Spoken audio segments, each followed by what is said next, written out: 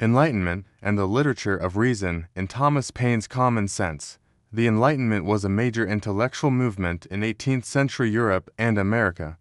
It celebrated reason, science, and individual freedom.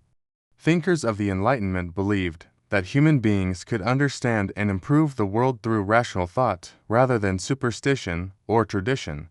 In America, these ideas sparked a revolution, not only political but literary. Thomas Paine's Common Sense is perhaps the most influential text of this period. It is a political pamphlet written not for scholars but for ordinary people. Paine's writing uses Enlightenment principles like rationalism, deism, and liberty to argue that the American colonies must break free from British rule. As a work of literature, Common Sense blends argument, rhetoric, and emotional appeal in a way that reflects the spirit of its time. Rationalism, thinking as a tool of freedom. Rationalism is the belief that reason, not religion or authority, is the best way to understand the world.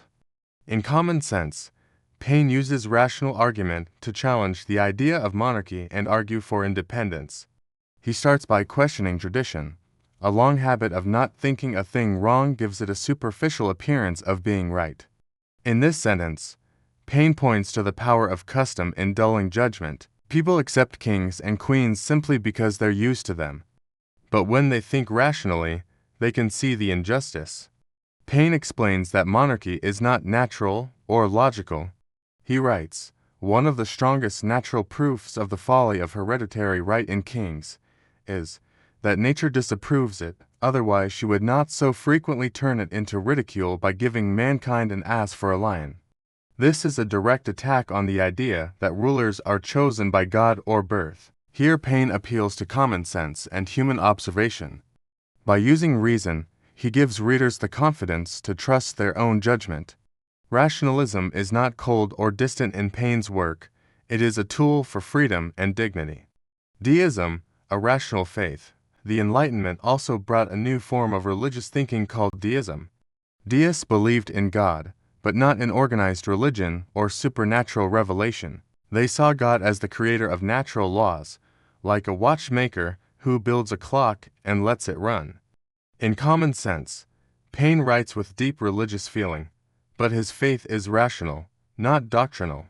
All national institutions of churches, whether Jewish, Christian, or Turkish, appear to me no other than human inventions. Paine does not reject God, but rejects the idea that religious institutions speak for God.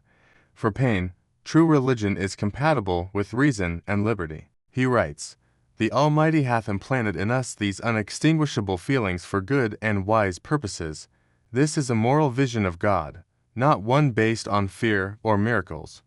Deism provided Paine with a way to argue for equality. If all people are created by a reasonable God, then no one has a divine right to rule over others. It was a powerful idea that united faith with human rights. Liberty, the heart of the revolution. Liberty was the central ideal of the American Revolution, and common sense is its most passionate voice. Paine argues that freedom is a natural right, not a request to be granted. "For I reject the hardened, sullen-tempered Pharaoh of England forever." Here Paine compares King George III to the Egyptian Pharaoh, a tyrant holding people in bondage. The biblical image evokes slavery, a condition that Enlightenment thinkers believed was opposed to reason and nature. Paine's view of liberty includes political freedom, but it reaches deeper. He argues that liberty begins in the mind. When people free themselves from false beliefs and inherited obedience, they are ready for self-government. We have it in our power to begin the world over again. This statement is both hopeful and radical. Paine believed that America could build a new society based on justice, reason, and equality. To him, liberty was not just a political cause. It was a transformation of consciousness. Political essays as literature. In the Enlightenment, essays and pamphlets became important literary forms. Instead of poetry or fiction, authors wrote about politics, economics, and social change. These works had the power to move public opinion and change history. Common Sense is one of the most successful examples. It sold over 100,000 copies in its first months, an incredible number at the time. Paine's writing is sharp, direct, and forceful. He uses analogies, vivid images, and emotional language to stir his audience. For example, when describing America under British rule, he writes, "Even the distance at which the Almighty hath placed England and America is a strong and natural proof that the authority of the one over the other was never the design of heaven." Here Paine blends geography, theology, and common sense. The ocean is not just water, but a sign from God. This literary style makes readers feel that they are part of a righteous struggle. Although it is nonfiction, Common Sense has the dramatic power of a story. It has heroes, the colonists, villains, the king, and a clear moral goal, freedom. Paine invokes both reason and emotion, combining Enlightenment argument with revolutionary passion. That is what gives the pamphlet its lasting literary power. The Age of Revolution, Mind and Society in Motion. The Enlightenment was not only about books. It changed how people lived and organized their societies. In America, these ideas helped shape a new nation. Paine saw the colonies as a chance to put Enlightenment principles into practice. He believed that a society built on reason and liberty could become an example to the world. Freedom hath been hunted round the globe. Oh, receive the fugitive, and prepare in time an asylum for mankind. This is a call to build a nation where liberty can flourish, not just for Americans, but for all human beings. Paine's vision was not limited to politics. He thought that reason should guide all areas of life, including religion, education, and economics. This comprehensive view of society reflects the global ambitions of the Enlightenment. It was an age of revolution not just in government, but in the mind. In Common Sense, Paine acts as a bridge between thought and action. He embodies the Enlightenment belief that ideas can reshape the world. Common Sense stands at the crossroads of literature and revolution. Thomas Paine's writing reflects the heart of Enlightenment thought: rationalism, deism, belief in liberty, and a new kind of literature that speaks to the people. His arguments are grounded in reason, yet they stir the imagination. He challenges tradition not to destroy order, but to rebuild it on stronger foundations: equality, justice, and freedom. As a work of political literature, Common Sense remains a powerful example of how ideas can change history. Its language is simple, firm, and persuasive. Paine trusts the intelligence of his readers and invites them to think critically. In doing so, he turns them into actors in the struggle for independence. The Enlightenment goal of freeing the mind becomes, in Paine's hands, a call to free the nation. In many ways, Common Sense is the voice of the American Enlightenment. It teaches us that reason is not cold. It can liberate, that faith need not be blind. It can illuminate, and that freedom is not given. It must be claimed with courage. Common Sense by Thomas Paine. Summary: Thomas Paine argues that because the American colonies have suffered oppression at the hands of Britain's king and parliament, Americans are justified in investigating and even rejecting Britain's usurping power. He further argues that Britain has attacked natural rights that should be of concern to humanity as a whole, not just America. Paine begins with comments on the nature of government, first distinguishing between society and government. He argues that society, a blessing, the result of human wants and united affections. Government, on the other hand, is no better than a necessary evil, which serves to restrain human vices. In other words, government is only needed where moral virtue fails. Because the goal of government is to secure freedom for society, the most desirable form of government is the simplest one. The English Constitution, by contrast, is harmfully complex and only enshrines tyranny. Paine offers a deeper critique of monarchy and hereditary succession. He does this on the basis of a belief in human equality. Paine argues that biblical history demonstrates that monarchy is unchristian, inclined to violence, and to be rejected. Hereditary succession is even worse than kingship, because it arbitrarily imposes rulers typically corrupt ones on posterity for generations. It also produces monarchs who are arrogant and isolated from the needs and concerns of real people. Finally, he tallies a long list of wars and rebellions that monarchy and conflicts over succession have engendered in England alone, arguing that this further disproves the validity of the practice. Paine turns to the heart of his argument in the section titled The Present State of American Affairs. He claims that his discussion will be grounded on nothing more than common sense. Because Britain has taken up arms, he argues, the time of hoping for reconciliation has passed, and it's time for a new way of thinking. He argues that it's a fallacy to claim that, because America once thrived in its connection with Great Britain, that things will always remain that way. It's like saying that a child must be fed baby food forever. Furthermore, America is made up of civil and religious refugees from all parts of Europe, not just England. Thus, America's strong resources for trade and commerce will better serve the country diplomatically than Britain's military protection ever could. Britain's continued military oversight will only serve to ensnare America in foreign wars.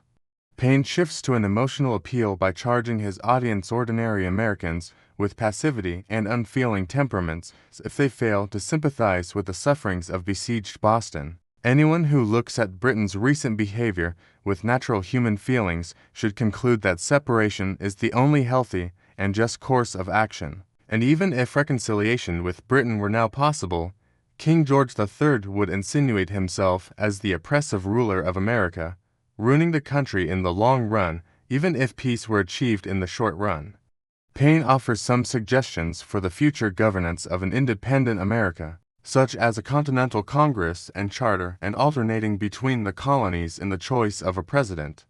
Always, the protection of property, freedom, and free exercise of religion should be paramount concerns for government. Paine addresses some practical considerations for an independent America, such as the necessity of building a navy. He also points out certain favorable circumstances, such as America's youth and ideal size, neither too small nor too confusely populous and diverse, for drawing up and putting in place a new government. Until America takes the initiative to seek independence, he concludes, the necessity will only become more pressing and America's circumstances more dire. To the second and subsequent editions of Common Sense, Paine appends some responses to a speech of King George III, which he describes as a piece of villainy.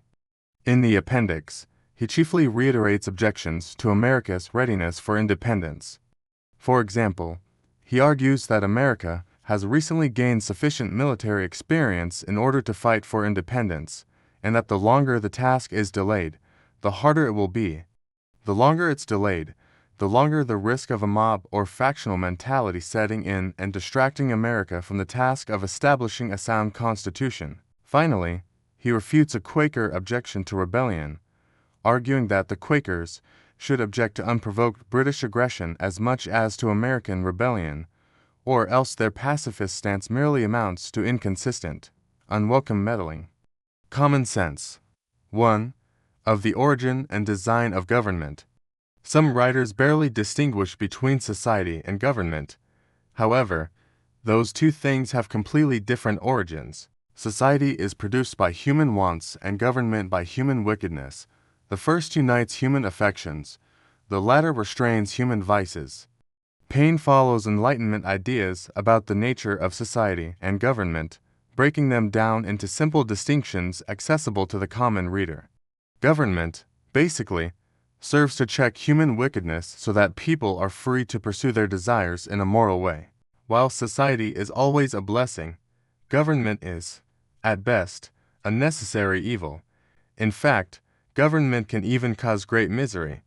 Government is a badge of lost innocence in that, if human beings were always good, government wouldn't be needed.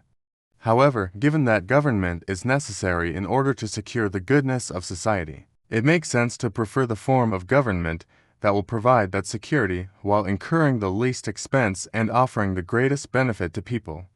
Paine builds off his claim about human vice to show that government's restraining and preserving function is a sad necessity. and he anticipates his coming critique of monarchy by pointing out that government can take forms that actively oppress the people it's meant to serve. Paine argues that a small group of people settling in the wilderness will first be concerned with society. As long as members of this tiny society behave justly to one another, government would remain unnecessary. However, inevitably, as the population grows, mutual bonds and duties will weaken, and government will become necessary to supply the weakness of moral virtue. This will initially take the form of dividing up society and electing representatives for each part. The frequent mixing of elected with electors is the basis for strong government and the happiness of the governed. Paine illustrates the difference between government and society by imagining a voluntary society implicitly America, which develops a need for government as it grows. He also envisions representative government, which depends on elected officials knowing their electorate and sharing their electorate's interests. So, the origin of government is the inability of moral virtue to govern the world. The end of government is freedom and security. Paine further holds that, according to nature, the simpler something is, the less likely it is to become disordered, and the easier it is to fix if it does. Paine reiterates the origin and goal of government and suggests that complex governments are more likely to worsen the problems they're intended to solve. With this principle in mind, Paine offers a few comments on the Constitution of England.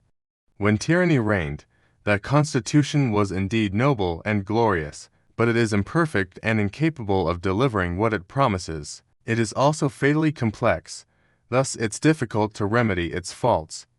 By Constitution, Paine doesn't refer to a specific document, but to a tradition of governance dating back to the medieval Magna Carta and currently embodied by England's King and Parliament. Paine argues that two ancient tyrannies are represented by the English Constitution: monarchical tyranny, the king, and aristocratical tyranny, the peers. These two tyrannies are compounded by new republican materials, the commons. It's not accurate to claim that these three powers provide an adequate check on one another, Paine claims. To say so presupposes that the king cannot be trusted.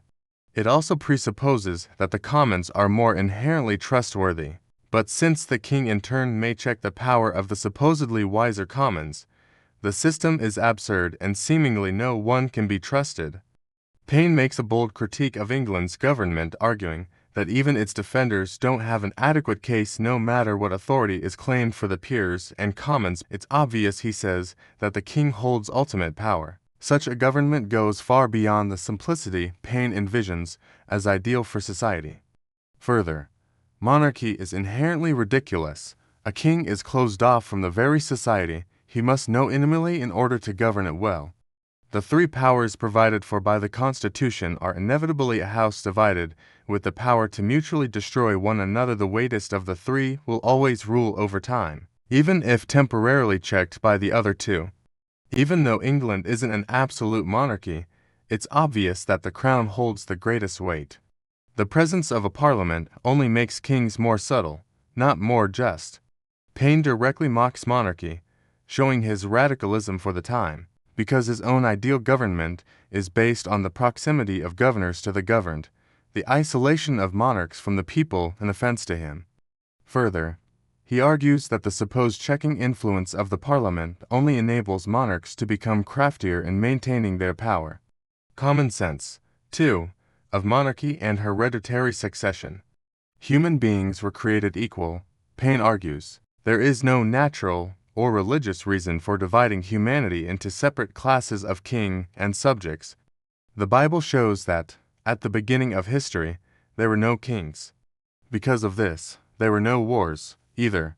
Only the pride of kings causes such strife. Paine's political philosophy is grounded on Enlightenment views of human equality, in contrast to pre-modern views that would have seen such class distinctions as natural and divinely ordained. To bolster his claim, Paine appeals to the Bible, by far the most familiar literary work for his audience. Ancient Israel copied monarchy from its heathen neighbors. Paine argues that neither nature nor scripture justifies this practice. Before kingship was introduced, Israel was administered by a kind of republic. When the people of Israel begged the prophet Samuel for a king, it was out of a desire to be more like their neighbors. This desire was idolatrous and displeasing to God, so God allowed the people to continue in their corrupt desires.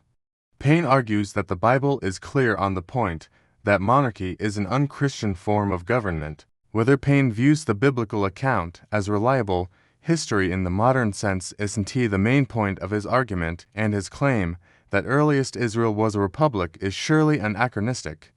Besides its cultural familiarity, the biblical account of Israel's tradition of corrupt kings serves Paine's argument that monarchy is not only inherently corrupt, but it corrupts those who support and defend it. If monarchy is a degradation of humanity, then hereditary succession is even more corrupting, perpetuating the offense of monarchy unto posterity. Because human beings are equals, no person, even an exceptional one, has the right to set up his posterity as his or her indefinite successors. There is no guarantee that they will equal their ancestors' worthiness, and they typically don't. Furthermore, it's unjust to impose a ruler on future generations.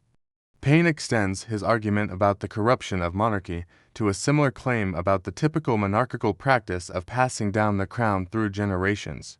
The practice is an unjust imposition on posterity and perpetuates the inequality which Paine finds intrinsically offensive. Since the emergence of most hereditary lines is shrouded in history and legend, it's uncertain how successions got started.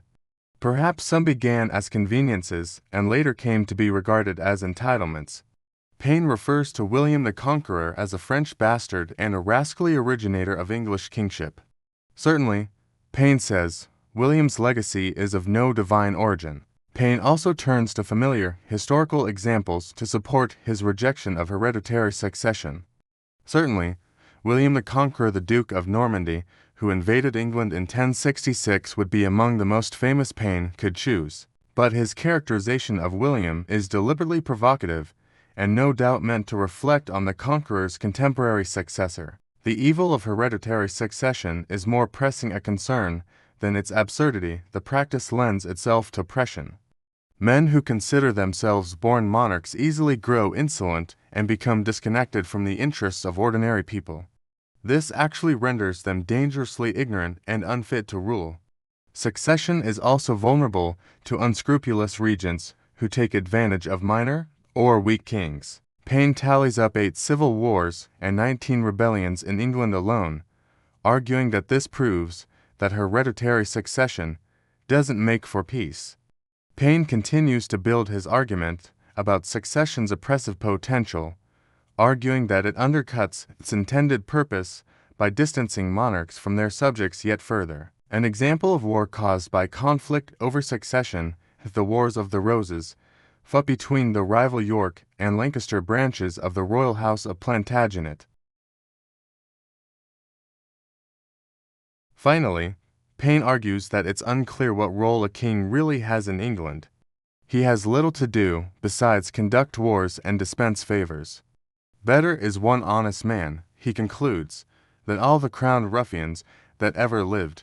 If a king is far removed from his people and their needs, then he cannot be of much use to them, according to Paine's view of the role of government. His preference for one honest man is also consistent with his Enlightenment view of equality. Common sense. 3. Thoughts on the present state of American affairs. Paine states that in the coming pages, he will simply offer simple facts, plain arguments, and common sense.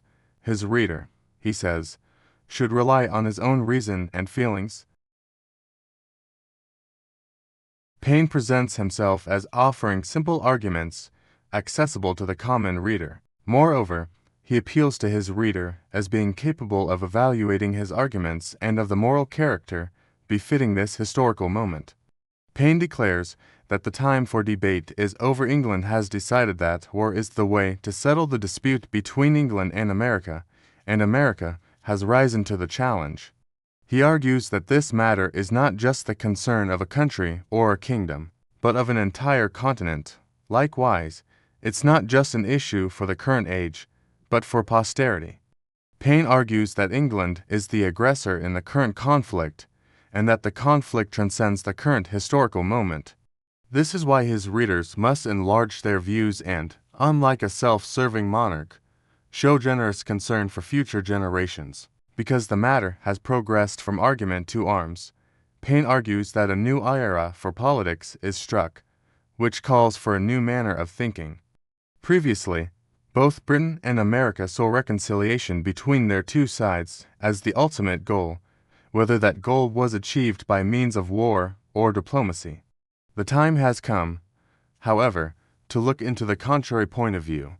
Now that Britain is the aggressor, old arguments for reconciliation no longer apply. Paine's open call for rebellion is radical, and because of this, he is careful to establish a reasonable basis for the shift from reconciliation to resistance. The colonies will sustain many material injuries by remaining dependent upon Great Britain. Paine proposes to examine the nature of that dependence by the light of common sense, in order to determine what the consequences would be if America remained connected to Britain, and what would happen if it separated from Britain. Paine sets out his plan of argument. He will assess the current state of things as well as the possible repercussions of both separation and reconciliation. Again, he grounds the rhetoric of rebellion in an appeal to common sense that is meant to resonate with the everyday citizen. Some have argued that, because America once flourished in its connection to Great Britain, circumstances will remain that way forever. This is a fallacious argument, Paine says. It makes as much sense as saying that, because a child has thrived on milk, he should never be given meat. Paine introduces the recurrent symbol of the parent-child relationship to support his argument for separation, one to which ordinary readers can easily relate. He likens America's colonial status to infancy, a stage of development that, as everyone knows, only lasts for a short time. By likening America's connection with Great Britain to a child never trying solid food, Paine makes the case that to stay dependent upon the British would be akin to preventing a young person from growing up and reaching their full potential. Some argue that America has benefited from Britain's protection in the past.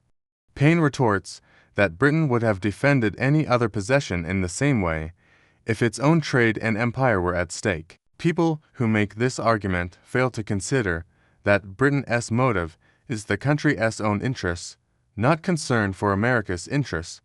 If America were no longer attached to Britain, it would no longer have to worry about conflict with Britain's enemies. Should Britain go to war with Spain or France, etc., Paine challenges the common assumption that Britain is beneficial to America even now. As a colony, America is of use to Britain, not the other way around. This argument is in line with Paine's assertions about the fundamental selfishness and corruption of monarchy. In addition, it is clear that Britain's governance is not as answerable to the people as Paine believes it should be. Some also argue that Britain is America's parent country. Paine argues that the king exploits this phrase in order to prey on weak minds. The reality, he says, is that Europe is America's parent, not England. America has been a refuge for those seeking civil and religious liberty from all parts of Europe. England now directs tyranny toward its own descendants. This is the mark of a monster, not a mother. Boldly, Paine directly attacks King George III as exploitative of his subjects. He also challenges the underlying logic of the parent-child metaphor, going so far as to suggest that England isn't America's parent after all. He points to America's growing diversity as evidence for this, simultaneously strengthening a case for independence. Were it the case that all Americans were of English descent, that still wouldn't obligate America to continued connection, now that Britain has shown itself to be America's enemy. Furthermore, William the Conqueror and most English peers are of French descent. If the logic followed, England ought to be under French rule. Paine's point about the ancestry of many English is likely meant to be somewhat tongue-in-cheek, but it gives further support to his argument that the current allegiance of a country shouldn't necessarily be based on its historical ties. In addition, continued military alliance with Britain is not a compelling argument, since America's long-term desire is peaceful trade, not war. Paine holds that the desirability of trade with America will always serve as better protection than Britain's military could, and that America is safe from invasion because of its lack of gold and silver. With the benefit of hindsight, it's clear that Paine's claims here are short-sighted. America became entangled in its own military conflicts soon enough, and had richer natural resources than were known at the time. However, his larger point is that America should have the chance to develop commercially without being restrained by Britain's military interests. Paine challenges anyone to show him a single advantage that reconciliation with Britain would bring about. He maintains there is none. The disadvantages, on the other hand, would be many. Dependence on Britain would only ensnare America in European wars, whereas left to its own devices, America would befriend these countries and benefit from them in trade. Having argued that there's no inherent logic in remaining loyal to Britain, Paine now shifts to arguing that a continued allegiance would be actively harmful, starting with damage to potential allies. Even nature proves that separation between Britain and America is natural. The great distance between the two countries suggests that Britain was never meant to rule over America. The fact that America was discovered before the Reformation likewise suggests that God intended this land to become a haven for the religiously persecuted. It's not clear how seriously a deist like Paine would even have taken such claims to divine providence. The 16th century Protestant Reformation led to sustained conflict between Catholic lands and Protestant subjects, creating many refugees, but they may have appealed to his target readership. Paine believes that those who cling to the hope of reconciliation have unworthy motives. They either have some vested interest in Britain, are weak or prejudiced, or are moderates who think more highly of Europe than they ought. This last group, with their poor judgment, will do lasting harm to America, where Paine has elsewhere made generous assumptions about his readers' motives. Here he openly challenges the motives of those who disagree with independence. He views excessive attachment to Europe, hence inadequate attachment to America, as the most potentially dangerous to the cause. Some also have the privilege of living at a distance from the crisis. If one imagines oneself in Boston, however, the picture becomes clearer. Once affluent, the residents of Boston now risk starvation, friendly fire, and British plundering, essentially stuck between two armies. Paine appeals to his audience's imagination as well as their logic. Boston had been occupied by the British since June 1774. It was then besieged by American forces from April 1775 until the British evacuation in March 1776. About the time of this writing, passive temperaments still think reconciliation possible. But if one considers Boston's plight with natural human feelings, one will realize that ongoing connection with Britain, for whom love and honor is no longer possible, will be a forced, unnatural arrangement. In time, the situation will only worsen. Paine suggests that a compassionate person will empathize with those who are most directly suffering under British occupation, and this will clarify the logical conclusion that attachment to Britain is no longer sustainable. If someone claims to be able to overlook British violations, Paine says he should examine himself. Have you lost property, or even a loved one, due to British aggression? If not, then do not judge those who have. If so, it's cowardly and sycophantic to desire continued relationship with those who have committed such things. Here is Paine's most direct and harshest assessment of those who remain in favor of reconciliation in effect. Such people are complicit in the harms Britain has committed against innocent colonists. His rhetoric also serves to foster a sense of unity among Americans. Paine says that he is not being inflammatory, but only testing current events against those feelings and affections which nature justifies. He doesn't wish to stir people to revenge, but to jar them from apathy. America must not conquer herself by timidity. The season for action is now. Since repeated petitioning has yielded nothing, it's time to bring about a final separation, and not leave the unpleasant task for a subsequent generation. Paine anticipates the criticisms of those who might accuse him of being needlessly provocative in his descriptions of American suffering. In so doing, he regards American indignation, and hence pro-revolutionary sentiments, as natural. Britain cannot do justice to America at such a distance.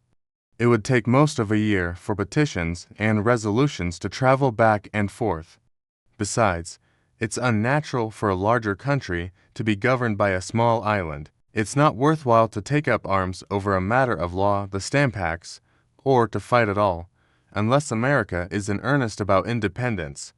Ever since April 1775, Paine has rejected the hardened Pharaoh of England. Paine refers to British parliamentary acts that drew revenue from the American colonies through taxation without representation. These acts were bad enough, he implies, but revolution should aim for something bigger and more lasting. He also boldly likens King George III to the oppressive Pharaoh of the Old Testament book of Exodus, another eminently familiar metaphor for his largely Christian audience. Even if matters were to be resolved now, it would be ruinous for America. First of all, King George III would have arbitrary sway over the laws of America. England will constantly try to suppress America's prosperity out of jealousy. Even if the king repealed the offensive acts, he would do so for the sake of reinstating himself as governor of America. Thus he would accomplish by craft and subtlety what he cannot do by force and violence. Reconciliation and ruin are nearly related. Paine reiterates that England, especially as represented by King George, is an abusive parent for America. By implication, he also ties this point back to his argument that those who govern should share in the interests of those governed. A monarch does not, he or she only oppresses. This is why reconciliation would ultimately be fruitless, even disastrous, for America. Secondly, even under the best of terms, America would be under a sort of temporary guardianship. Immigrants will not choose to move to a country that's in such an unsettled state, and current residents might decide to leave. Paine makes the interesting point that continued colonial dependence will make America unattractive to potential immigrants and thereby stunt its growth. Finally, the strongest argument is that only independence can guard against civil war. If reconciliation occurred, there would likely be a revolt somewhere in the colonies. There should not be any fear that, after independence, the colonies would fall into conflict among themselves, because they are equal. Paine holds that revolt against Britain is inevitable, and better that the colonies pursue it together than separately. He doesn't fear rivalry among the colonies themselves, taking for granted that they will be unified around a republican form of government. The only thing to be feared regarding independence is that there is not yet a plan laid down for its success. Paine offers a few suggestions. For example, each colony should send delegates to a continental congress. Presidents should be chosen by selecting a colony by lot, then voting for a delegate from that colony. There should also be a continental conference between Congress and people, which will undertake such tasks as writing a continental charter and choosing members of Congress. Their primary concerns should be securing people's freedom and property and ensuring the free exercise of religion. Though Paine's specific proposals were not exactly realized, short of there eventually being a continental congress, what's notable about his ideas is his emphasis on the people's proximity to their government, trying to ensure, for example, that there is another level of representation even between Congress and constituency. Enlightenment influenced natural rights like freedom of religion are also paramount. Should anyone ask about a king of America, Paine retorts that he reigns above, and doth not make havoc of mankind like the royal brute of Britain, but to satisfy everyone on an earthly level. A day should be set aside for the proclamation of the Continental Charter so that the world will know that in America the law is king, in contrast to an absolute monarchy, where the king is law. Paine takes a particularly bold jab at King George III, while also contrasting the different forms of government. Monarchy lends itself to absolutism and hence abuse, while a country governed on the basis of law, especially on Paine's model, ideally is based on representation of the people's wishes. A government of the people's own is a natural right, and it's wisest to decide upon a constitution in a spirit of calm deliberation, rather than delaying and risking an uprising of the discontented. The longer Britain remains in power, the greater the risk of the British trying to stir rebellion themselves, even using slaves and Native Americans for that purpose. Paine makes reference to a 1774 conflict known as Lord Dunmore's War, in which the royal governor of Virginia declared war on bands of the Shawnee and Mingo nations within his territories. In 1776, some members of those nations joined together to attack colonists, with British backing. The time for forgiveness is past. God has wisely placed certain sentiments in people's hearts, those affections that seek justice for robbery, murder, and other grievances. Oppression is everywhere. It's up to America to stand as a refuge for freedom. Paine concludes his argument with another appeal to his readers' moral reasoning. Again, he equates the desire for independence with the desire for justice, arguing that both sentiments are God-given. Common sense. 4. Of the present ability of America. Paine proposes to survey America's present readiness for independence. America's greatest strength, he says, lies not in its numbers, but in its unity. That being said, America's army is still the largest and most disciplined on earth. For that matter, it is also well worth going into debt in order to build and outfit a navy. Paine provides figures to demonstrate this claim, also pointing out that America, endowed with all the natural resources it needs for that task, needing to import nothing, America can have no hope of Britain defending it in the future, and its prosperity has grown to the point that self-defense is an important consideration. Further, raising a navy would allow a wise union of commerce and defense, displaying America's overall strength. Paine, moving from the moral imperative of seeking independence, addresses some practical considerations that America would need to face as a fledgling nation, arguing that its army is already well equipped and that establishing a navy is well within its resources and abilities. This section bolsters his previous arguments by demonstrating that independence is not just an idealistic daydream, but both achievable and sustainable over the long term. Paine also believes that the time is right because America is numerous, but not yet so large as to threaten its unity. Youth is the seed time of good habits, and as both trade and population increase, so will confusion and the potential for rivalry between colonies. As its situation currently stands, the colonies enjoy friendship and harmony that's been founded on shared misfortune. They should seize the opportunity to decide their form of government while these circumstances remain in place. Here Paine appeals to the imagery of youth, or childhood, in a different way than previously, portraying youth not as a liability, but as an ideal state in which to lay the groundwork for a future nation. Fresh from the joint struggles of revolution, the colonies will be in a perfect temperament to cooperate in forging a new nation. Paine concludes that nothing but independence would so neatly conclude America's pressing issues. For one thing, if America declared independence, then another nation might be called upon to mediate between America and Britain. Secondly, if America is to remain under Britain's authority, then a power like France or Spain couldn't be expected to act against their own interests by intervening on America's behalf. Third, America would no longer have a reputation as rebellious. Finally, America could issue a manifesto to foreign courts, explaining their situation and explaining their peaceable intentions. Without independence, though, America will receive no overseas hearing or help, and until America resolves to take steps toward independence, the necessity for it will continue to haunt the country as a whole. Paine concludes his argument by addressing America's situation among the existing nations of the world. For now, it has no status among other world powers, and for that reason, it can't expect help from other nations, either. Declaring independence would change that, allowing America to solicit help and forge alliances with other countries. Until America is bold enough to act, however, its current problems will only fester. Symbol analysis, parent and child.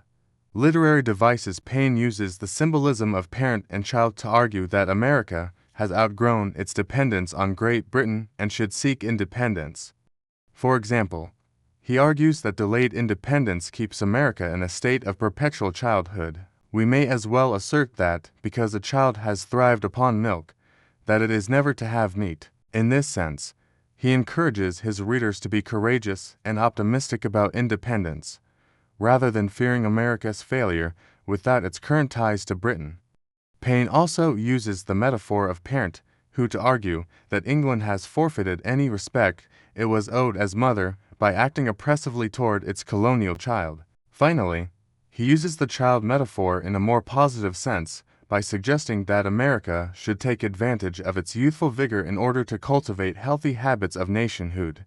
Youth is the seed time of good habits, a memorable era for posterity to glory in. In contrast to the hereditary monarchy of Great Britain, what Paine portrays as an antiquated system, he encourages his readers to think of America as young and vital in its ability to be molded into a fair representative democracy.